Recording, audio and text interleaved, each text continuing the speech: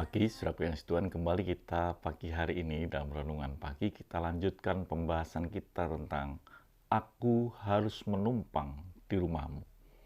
Saudaraku yang kasih Tuhan, kita akan melihat satu ayat lagi apa yang terjadi ketika Yesus menumpang di rumah Sakyus. Ketika Yesus ada di rumah Sakyus, ketika hati Sakyus bersukacita menerima Yesus untuk menumpang di rumahnya. Kita akan lihat satu ayat ini di dalam Lukas 19 ayat yang ke-8. Dikatakan demikian, tetapi Sakyus berdiri dan berkata kepada Tuhan, Tuhan, setengah dari milikku akan kuberikan kepada orang miskin, dan sekiranya ada sesuatu yang kuperas dari seseorang akan kukembalikan 4 kali lipat. Situasi menjadi begitu tegang ketika Sakyus berdiri dan dia berkata bahwa separuh dari hartaku akan kuberikan kepada orang miskin. Mungkin ini belum pernah terjadi dalam kisah orang pemungut cukai. Tetapi ini terjadi pada pemimpin pemungut cukai yang dianggap orang berdosa. Ketika dia menerima Yesus sebagai juru selamat, menerima Yesus ada di rumahnya untuk menumpang, lalu dia sampaikan sesuatu yang luar biasa. Separuh dari hartaku akan kuberikan kepada orang miskin. Saudaraku yang kasih Tuhan, apa yang kita bisa ambil dalam pelajaran ini?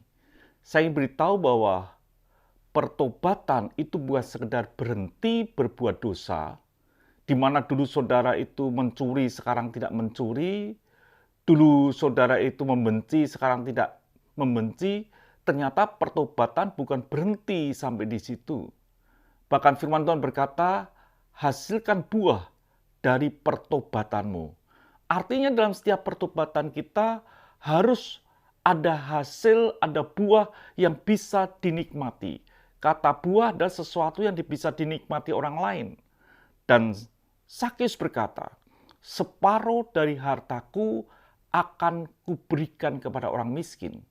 Ini artinya bahwa pertobatan bukan sekedar berhenti berbuat dosa, tetapi pertobatan mulai berbuat baik. Jadi ini yang harus kita menjadi pelajaran buat kita. Bertobat adalah bukan berhenti berbuat dosa, tapi bertobat adalah mulai berbuat baik. Pasti kita tidak berbuat dosa, tapi kita bahkan lebih daripada itu, kita melakukan sesuatu yang baik. Jadi saudara kasih Tuhan, tidak cukup kita berhenti berbuat dosa. Tapi lakukanlah sesuatu yang lebih daripada itu, yang lebih dahsyat daripada itu. Hasil dari pertobatan adalah berbuat baik. Kalau dulu saudara membenci si A, saudara sekarang mengasihi si A. Kalau saudara dulu mencuri, hari ini saudara tidak mencuri, tapi saudara bisa memberi. Itulah pertobatan yang menghasilkan buah. Biarlah dalam hidup kita ini ada pertobatan yang menghasilkan buah. Bukan sekedar berhenti berbuat dosa, tetapi lebih daripada itu, saudara mulai berbuat baik. Perbuatan baik apa yang telah saudara lakukan di dalam hidup ini?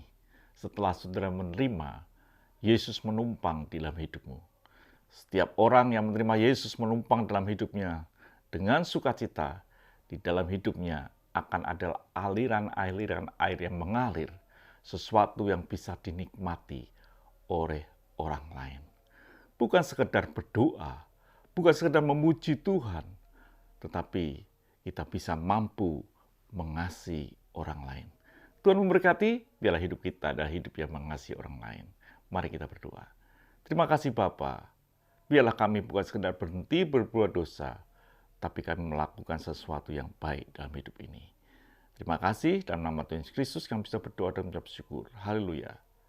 Amin. Tuhan